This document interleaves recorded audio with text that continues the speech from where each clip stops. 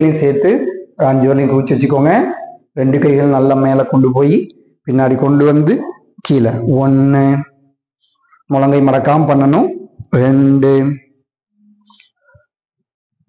3 4 5. இப்போ 2 கையில முன்னாடி வச்சுக்கோங்க, குவிச்ச மாதிரி வச்சுக்கோங்க. இப்போ 2 கைகளையும் பவுலிங் போடுற மாதிரி கீழே கொண்டு வந்து பின்னாடி கொண்டு போய் மேலே கொண்டு வந்து முன்னாடி முழங்கை மடக்காம எவ்வளவு முடியுமோ கையை பின்னாடி கொண்டு போகணும். 2 3 4 5.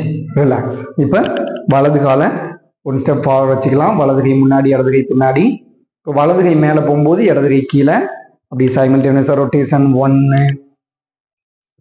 2 உடம்பு ஆடக்கூடாது, கை மட்டும் ரொட்டேட் ஆகணும். 3